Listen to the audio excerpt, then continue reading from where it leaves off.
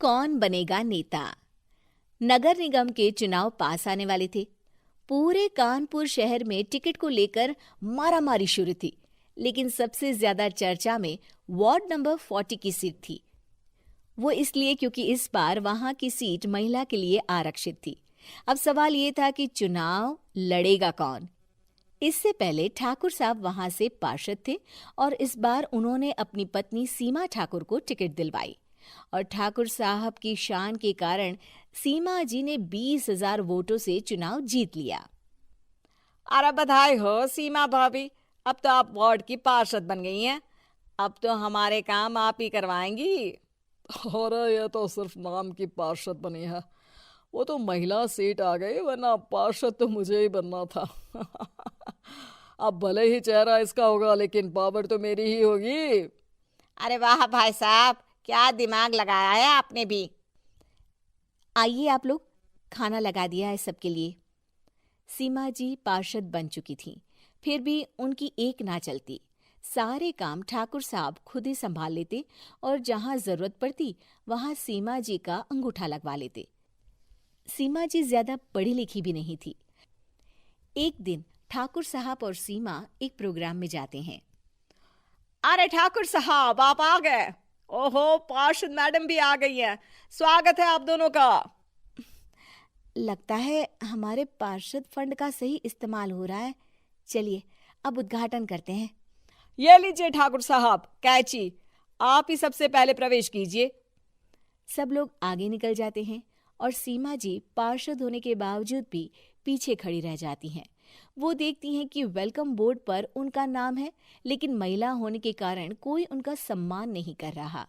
अगले दिन एक आदमी उनके घर आता है। अरे ठाकुर साहब नमस्कार।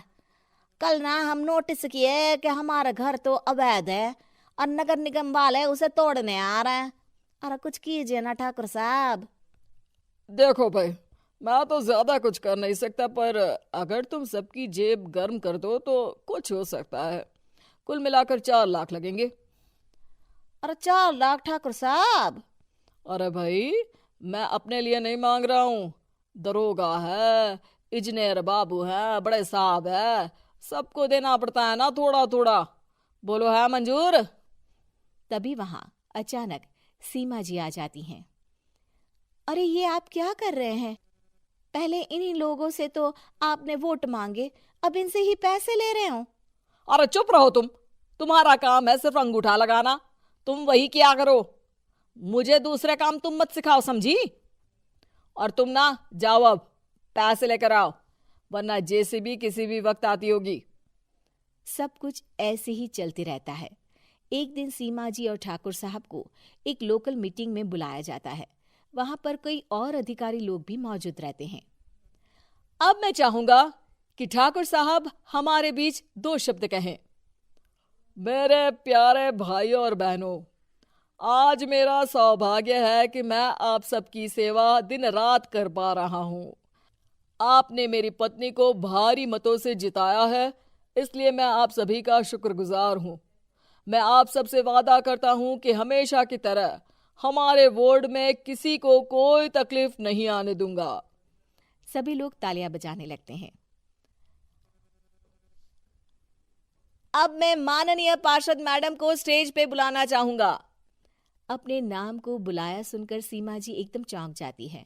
उन्हें बिल्कुल उम्मीद नहीं थी कि इतनी बड़ी जगह उन्हें मंच पर बुलाया जाएगा। जैसे तैसे वो मंच पर चढ़ती हैं।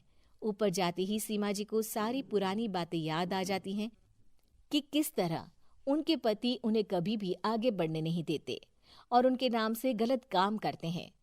वो बोलने लगती हैं। मैं आपके वार्ड की पार्षद सीमा हूं। आप में से बहुत कम लोग ही मुझे जानते होंगे, क्योंकि इससे पहले मुझे कभी ऐसा मौका ही नहीं मिला।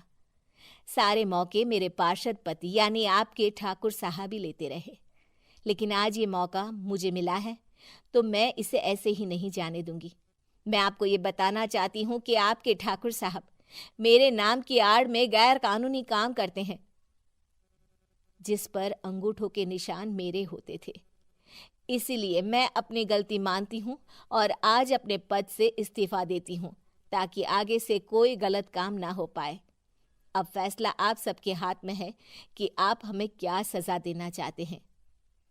सीमा जी की बातें सुनकर ठाकुर साहब के चेहरे का रंग उड़ जाता है और वो शर्म से मुंह नीचा करके वहां से चले जाते हैं और पद से इस्तीफा देकर ही सही सीमा जी अपने आप में आत्मविश्वास महसूस करती हैं।